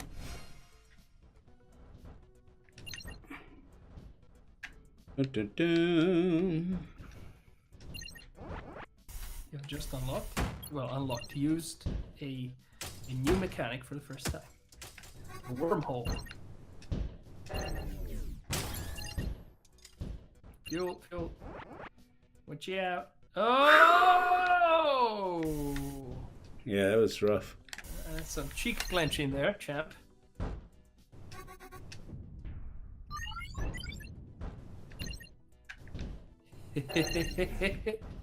Oh man, that's rough. That's evil. Oh no! Isn't that the landing pad? Yes, but you don't have sufficient ones because you went from one teleportation straight to the next because you didn't plan. I'm actually surprised. That's a little bit... Yeah, that makes sense though. I may modify the level a bit based on this. What? Oh, that's a teleporter. I didn't notice it at first. I see it now. I was thinking that was a... what do you call those things? The black hole. Okay. No, the black holes simply sort of retain you in for a bit. These teleportation devices... oh dear. Alright.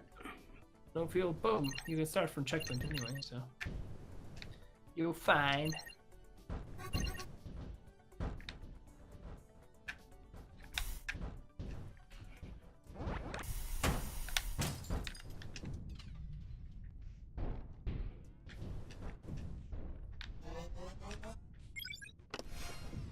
I didn't mean to do that. Whatever.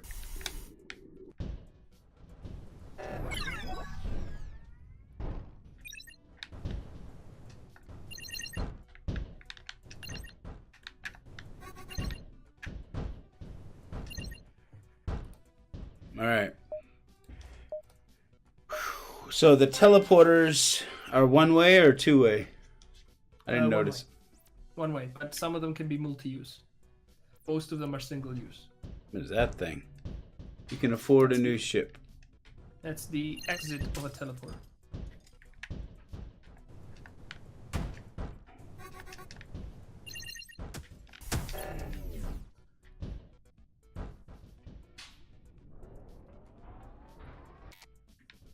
So, what is motivating you to continue playing right now? Because I thought you were gonna stop. Did I misinterpret? I'm having fun. Oh, good. I think it's a fun game. I don't think it's... It doesn't... I'll be honest, it doesn't look fun when you look at the videos. It doesn't. I mean, it doesn't. It looks... It looks like... Everything is really crowded together, and you have no control. And when I've watched people play, when I watch you play it, it looks easy. When I watch other people play it, it looks like it's extremely hard, and like you'd have no chance of getting anywhere with it. So it looks a little intimidating, I guess. You know, especially later levels. But as you can see, it's paced in such a way that it's not going to intimidate you immediately. But eventually, it's happening, right? Do you feel that your particular sort of skills at playing it have improved from when you started? Oh yeah, if I were to go do the same levels again, it would be a lot easier.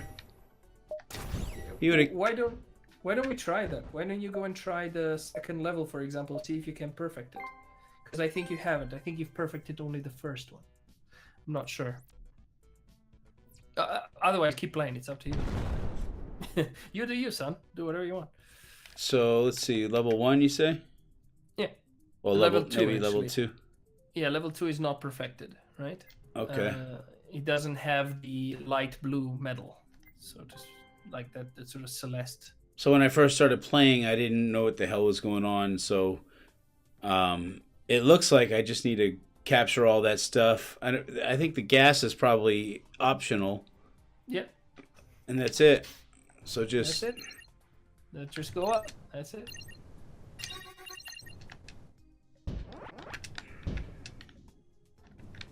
It's still hard, but at least I understand what's going on.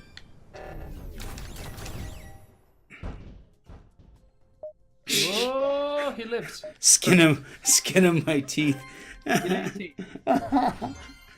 Barely got it. So, all right. So what's next? We'll do the next one, I guess. Oops, I already used some fuel. Just need more of the. Like last time, I just got the bare minimum. This time, I'd try to get all of the little diggities. Still, the movement is still weird. Like, I don't think I'm moving a whole lot better than I was when I started. Mm-hmm. Do you feel that you make more intelligent decisions, like when to pick up the fuel, that sort of stuff, though? I think I have a better idea how the game not the mechanics, but the what all the things mean. You know what I mean? Like, this is a fuel cell. This is a pickup. Mm-hmm. You know what I mean? This is junk. This is where you get your gas or whatever. One more. You need one more. There you go. That fuel will not remain unpicked up. So I want it. The fuel I didn't need, right? I could have left it there. You could have, yeah. It still would have been perfect. I don't know. I think I do have some, driving. Like, my driving skills have probably improved a little bit, but I think mostly what it is I understand, what the objectives are, what to look at on the screen and stuff like that. Mm-hmm. Now, I've seen you have 4 different landing types. At this point in my playing, I'm still not ready to go and do all the different landing types and stuff like that. Yeah, I understand. I actually expect the vast majority of the people in my audience not to care about that. Let me see what else I can do here. So I could go and make all these perfect. Where does it show? You've already made 2 perfect, essentially effortlessly. Right? What were you going to ask me? I'm sorry? Where does it show the different landings and stuff like that you've done? Highlight any of the levels by pressing A. Oh, I see, right here. Mm-hmm. Okay. And there's another thing at the bottom of the screen if you look. Completed with different ships. Further down. Scroll levels. Yeah, further left. Time trial. That's right. Congratulations, you just found out that there's a new mode in Thrusty Ship. Every time you complete a level, you unlock the time trial for that level. But the time trial is stupid. Right? You need to be really good. For example, try the time trial on the first level, just out of curiosity. You'll see what I mean. Time trial is X, okay. Yeah. That's the second level, but that's okay. So you need to get there in I don't know how many seconds. Does it not matter how much you collect? Nope, just open the gate. That's all that matters. Let me do it again. So you're out of time, right? All right.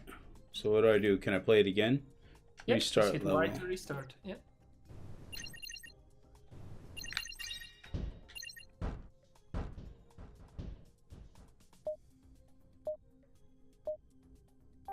Bronze probably. Oof, barely. So as you can see, you need to learn to play completely differently. How in the bloody world do you go that fast? Right? You didn't pick up one, so you're one short. You need to restart. Press Y.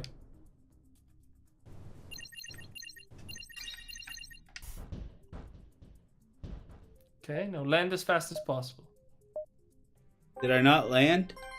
You did, but not very fast. It's much better than before. 1 second better, but still not even close to gold. I don't want to do this one. I want to do that other one again. Okay, so press B to exit the map. Press start. Back to level. Start, back to level, select, and select the level, and press X. So get used to using the Y button as your restart button. That's a much better landing. It should be silver. Yeah. Yeah. So you can keep on improving yourself this way until you get beastly.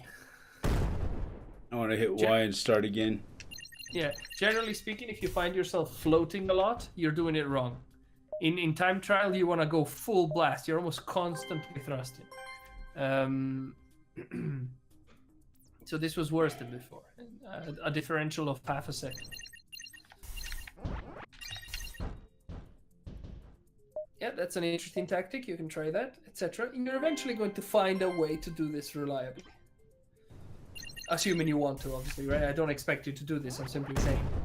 I'm just showing you yet another part of Thrusty Ship that extends its life further. You're missing one. I'm going to do it. Oops.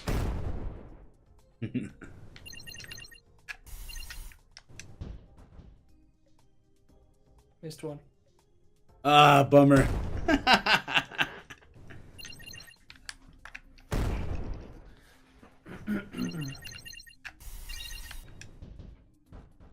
Too bad. Yeah, too slow in landing. You need to land much more perfectly. Oh, nicely done, but it's silver. Oh, really? Yeah. Because what you're doing is too slow. You need to reduce the rebound without slowing down. So I get the impression that you think you need to land on your bum. You know you don't, right? You can land on anything. Land on the side, who cares? In fact, the vast majority of time trials are finished on the side. I think all of them even. Ah. That's much better, but it's still a big rebound. Try to reduce that rebound.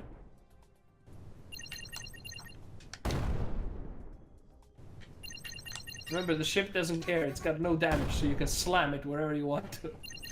Good work. Oh, that was kind of good. You reset it, but I'm not sure you needed it. I'm going to keep doing. Too slow. But you'll manage if you continue like this. Yep.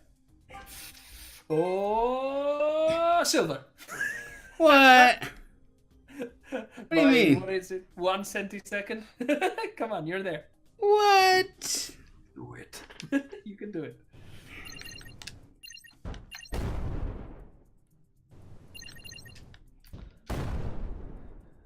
Time says Lamau.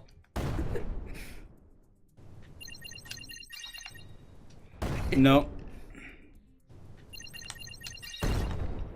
Pushing the Look at wrong Billy. button now. Fellas, we got Billy invested. Nah. He's now got like a 1,000% Thrusty Ship. There's actually another developer. I don't know if you're familiar with him, Tim Baudet. Do you know him? Yeah, I was just talking to him. Yeah, Tim Baudet loves this game. Oh yeah. Yeah. So we had a conversation at one point, and he asked me, "Sorry, can I have a copy?" I said, "Of course you can. Here's one." Right? And then he said, "But I'm afraid I'll get addicted." And I said, "Listen, Tim, if you feel that my game is causing you to become uncomfortably invested in it so that your work gets negatively impacted, I want you to take this game and bury it somewhere where you'll never see it again."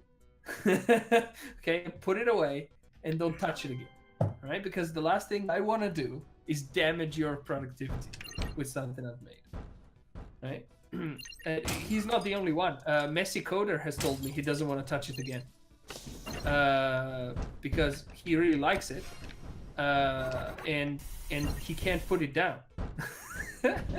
Right? So I may have made something evil. I didn't mean to. I've seen enough. I mean, I got some good enjoyment out of it. Our stream has gotten fairly lengthy. I think we've gone about 2 hours now, so that's pretty much what I set out to do. Cool. It's a pretty good game. I think the only gripes I have, and I'm sure you want to hear gripes, you don't want to just hear praise, right? Oh, I want to hear only gripes pretty much, so carry on. So the menu system, I think, is weird. It's not, like, a lot of times for me, green is go, and red is stop or back. Green is forward, red is back. Yeah. Go, stop, that sort of thing. And I don't feel that go, stop, forward, back energy on the controller when I'm going through the navigation system. So, I don't know. It seems like it could be improved a little bit. Finding my way around the menu system isn't a big deal. It's not going to make me not enjoy the game. Mm-hmm. It's probably better than your menu system's better than my menu systems. I'll give you that. But that doesn't say much. I hate GUI, and I don't put a lot of emphasis into it. So I don't like it enormously either, to be fair. My two least favorite things in the world is localization and GUI, in that order. So when I'm using other people's software, applications, games, or whatever, and I have to navigate through the GUI, I always have a hard time. Doesn't matter what it is. And so anytime I play something or use an application or a website or something, and things feel familiar to me, I have a better experience, of course. But the problem is there isn't one universal way of doing anything. But the one thing that I did point out, green go or forward and red stop or backwards, it's kind of universal. I would you're probably not interested in that advice, but that's the feedback I could give you there. As far sorry, just a quick comment. I mean, generally speaking, in the menu, it's exactly as you say.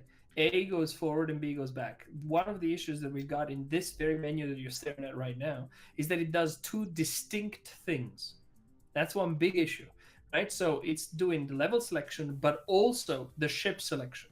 And that's where this connection happens, because it's not like you're picking one panel, dealing with it, and then picking the other panel and dealing with it. You're dealing with both at the same time. One of the reasons why this was happening is because it's kind of a remnant of the mobile system where everything is touch-based, right? You know, and I didn't want to really change that for several reasons, which I'm sure you can imagine. Like, the architecture is already made this way, blah blah blah blah blah. So I assigned various different buttons to the right side and the normal buttons that you're used to the left side. So when you end up choosing the ship, it's a substantial pain, because you go, okay, how do I change the ship? What triggers? Okay. How do I select the ship? Start. Why?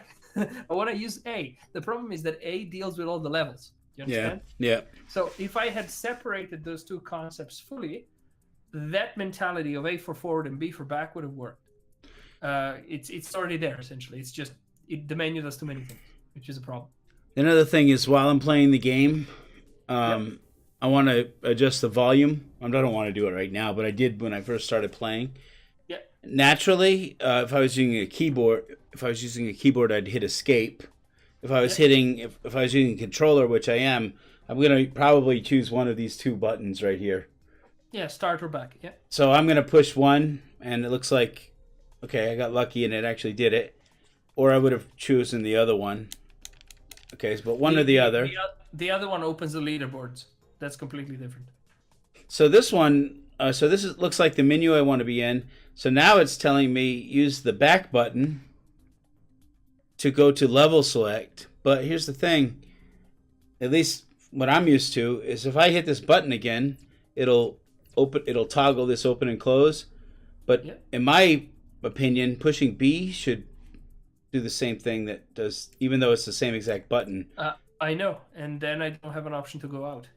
This particular menu should have had a classic menu where I can move a cursor up and down. Yeah, maybe. But it doesn't, so that's the situation. Another thing too, even though it looks nice, your selection screen looks nice, your solution that you just proposed would be better, just to be able to go up and down, so much easier. You don't have to look and go, oh, the X button or whatever. Yeah. Just a little bit better. So I think your menu system could be improved a little bit, but that's it. I mean, and then let's go into the physics of the controller of the game. So you have, what's nice is you have the ability to push A to thrust or right trigger to thrust. Mm-hmm. And if I'm not mistaken, I think you can push. No, I'm wrong about that. You got the triggers and A. That's it. Okay, so those two buttons. Yeah. And then you have left trigger and B for backwards. Yes. So one thing I caught myself doing was thrusting and using the trigger to go backwards. Yep. Which that's entirely your decision. That's kind of nice because I'm thinking right hand is doing one thing, left hand is doing the other. Mm-hmm. Which feels, and everybody's different, so you have that going for you. One of the things I don't like about the game, and you probably hear this all the time, is you're in outer space, right? You're in a 0G environment, yet... No, you're in a G environment. Yet, there's gravity here, so it's kind of a weird thing to get used to. Like when you look at the game, you think, oh, cool, I can fly through that really easy. You can't because of gravity. So what is it that justify? I know this is just it doesn't really make sense to ask this question, but why is there gravity here? Is there a planet nearby? Is there? There is a small hint sometimes that appears randomly that says, "Why is there gravity in space?" Because of the generators under your screen, obviously. So there is no answer to that question. But I can tell you one thing: playing it in 0G is a lot less interesting. I have 0G areas later. That you haven't encountered yet. You'll find them if you ever play more. I will. You will see that the game changes drastically. It becomes much slower. In fact, controlling the machine in zero gravity is somewhat harder. The rebounds are difficult to foresee. You have infinite inertia. You've got all sorts of physics concepts that suddenly play in that decrease the amount of control that you have as opposed to increase it. It's very interesting. We all used to think that low gravity areas, by we, I mean me, my audience, everyone, right? That no gravity zones would be really fun to do. And then when, say, for example, the community started making levels, they all wanted to make low gravity levels. They would make them and they all sucked.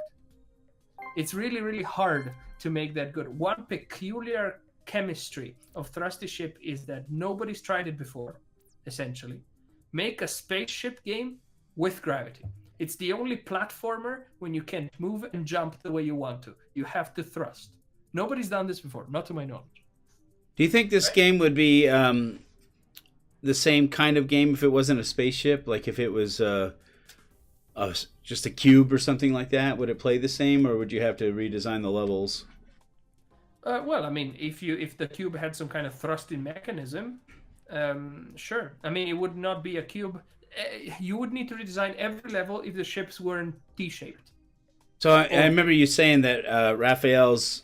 You told him he could have, creative license to do whatever he wanted as long as it was T-shaped.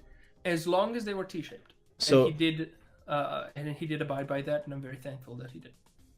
So if it was not T-shaped with the game, would you have to redesign all the levels? I guess that's what I'm Yes. saying. Yeah, you would. Yes, Okay. absolutely. Yeah. Is that because of? It's probably more than one reason, but you have those little cubby holes that have switches and things like that. Yeah, I can make all of these interesting ways of you sticking it your wing or your nose into things that would have been completely impossible without this restriction of having ships having certain common characteristics.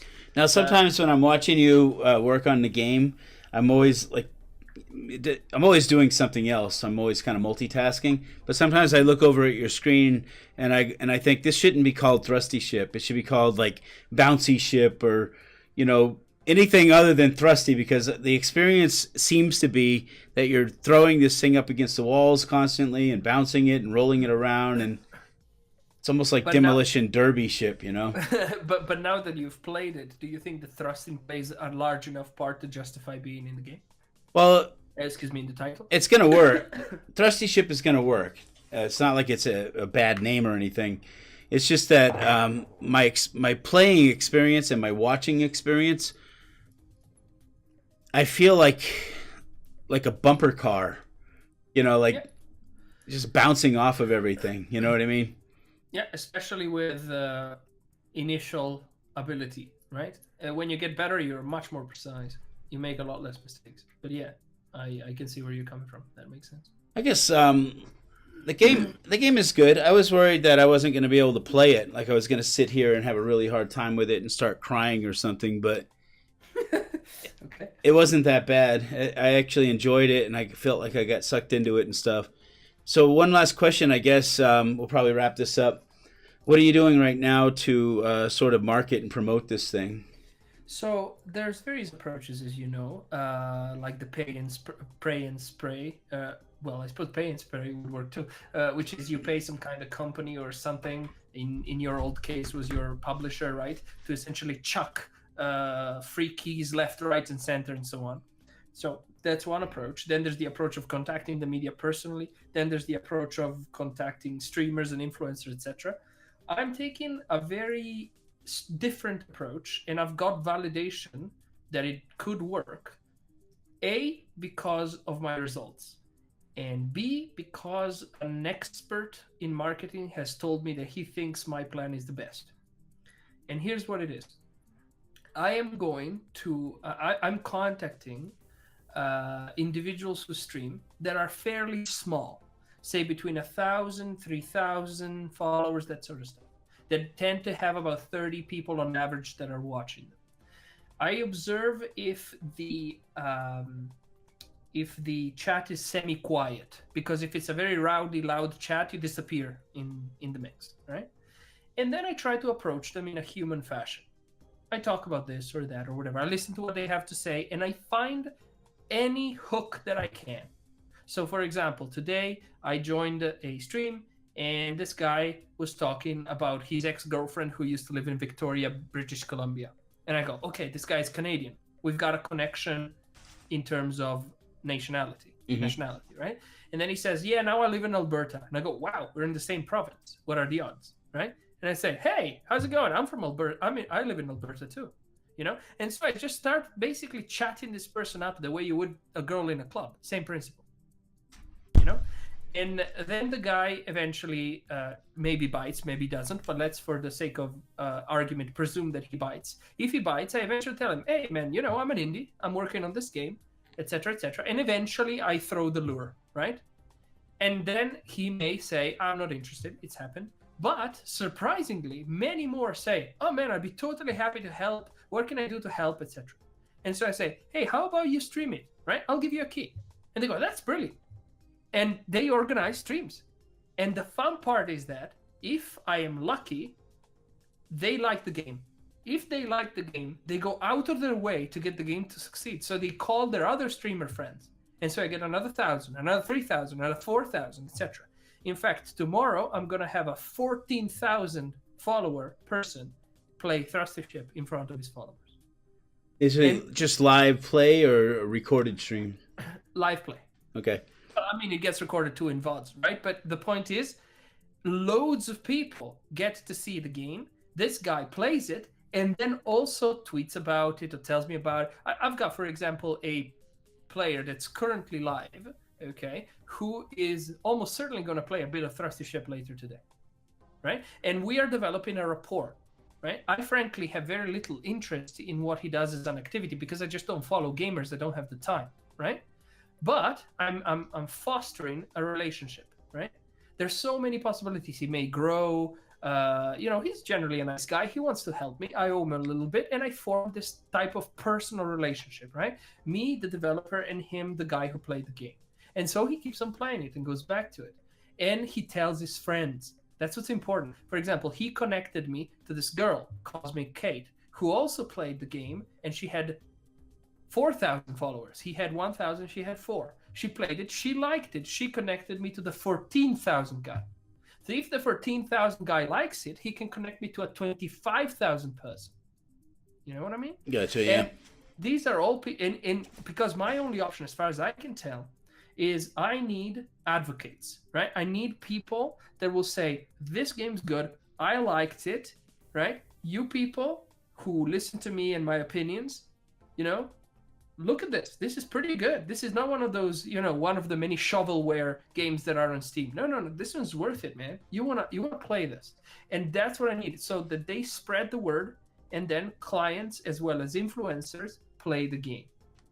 And I mean, so far it's been a fairly substantial success, and I've been doing this just for 2 days now. And the first day was rough, man. I wasn't getting anyone to buy it because I didn't know how to approach. Now I'm more confident. And I'm literally treating it like the way I would treat hunting for girls in a club. I'm not joking. So I go there, find an inroad, doesn't matter what it is, boom. I go in, I say, hey, I'm this guy, etc. For example, a fisherman is going to play Thrusty Ship tomorrow. Okay. Well, it's not so different from what I've been doing, except I'm not targeting live streamers. I'm targeting YouTubers. Yeah. We have a different approach because mine is non-personable. I'm just doing a little bit of research. I'm going to the YouTube channels. I'm looking at the videos that they've done in the past, kind of deciding if it matches, like just from face value, does it look like something that they would play? Does it look like something they'd enjoy?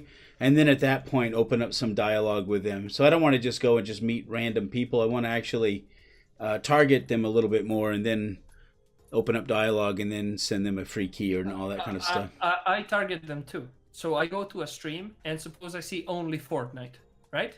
I say, I'm not interested. Like, this guy won't care about my game. Yeah. Right? Then I will go to other games. Say I'll look for Binding of Isaac specifically, because I think it's partially affiliated with my game, right? And I see somebody playing Binding of Isaac and I see that they're doing a speed run, right? And I can clearly see they're not paying any attention to the chat. All right, let's leave this guy alone. So there's a bit of give and take there, right? But eventually you find a guy that goes like, okay, this guy's talkative, he's paying attention to the chat, etc. Oh, by the way, I need to point you to a person you need to go and follow. You personally, every developer should. I went to this guy's stream, amazing community. People were giving donations left, right, and center. It's absolutely absurd. I've never seen anything like it. Okay, and everybody was super welcoming, and they were all totally willing to help me promote the game. All of them, like even the people in chat. That's cool. Send me the Discord link or whatever. I'll check it out. I'll send you the stream link directly so you can follow it. Trust me, you want to follow this guy. Okay, there it is. I've told him. I've gone back to his stream later today, and I told him I'm sending everyone I know your way, mate. So here you go. I've put it in chat. All right. It's called Viking Blonde. And yeah, so this approach, I think you might have sent it to the wrong chat because I don't see it. No, it's definitely in the Almighty Games dev channel. Oh, can you put it in Discord? Because that's probably going to go away by the time I get to it. I can't click on anything. There you go. There you go. Thank you. That's what I wanted. No problem. Yeah, so, and I can do so many of these things. I'm multilingual, so I can make a connection with people who speak other languages, right? So I go to Italian channels, which, by the way, have a very different style. I noticed they have a lot less followers and a lot more watchers. It's really weird. So you're going to have somebody with like 400 followers have 60 people watching. Go, okay. So, you know, and I can go there and start chatting these people up and go, oh, you're from Trieste. I'm from Trieste too. Oh, how cool. Yeah. I haven't visited Trieste for 15 years, blah, blah, blah, blah, blah, blah, blah. And this personal thing, I think, is the secret. I may be wrong. Obviously. I'll give it a try. I'll go looking around. I want to try everything, and I can't do everything in one day, but I can try everything eventually. I mean, you're super personable, right? You should have almost no problem doing this. Right. Right? So you find somebody, male, female, whatever it is, right? Talk to them, and you go like, you cool thing you're doing, or whatever, right? Yeah. And then you try and find a place where you belong. Just one thing that I found it super awkward to do before, and I thought it was wrong to essentially be pushy, and I still think that. Yeah. So I have figured out a way to not be pushy, which is you try to find a way to actually pique their interest, as opposed to going there and slapping them with a key. Yeah. Right? It's different. So you tell them, I want to be your buddy. It's different. I don't have a problem with that. That's pretty easy for me. Mike, this has been really good. We need to close up this YouTube stream. We can continue talking afterwards if you like. But I'm going to say bye to anybody who's been watching on YouTube. Thanks. And don't forget to look down below. I'm going to provide some links to my Twitter, my Facebook, YouTube, and of course my Twitch channel. And don't forget, if you like what we're doing here at Almighty Games, you can help support us by visiting our Patreon page. Rock and roll. So we're going to sign out of YouTube. And Mike, again, if you want to keep talking, we can do that afterwards. Have a good night.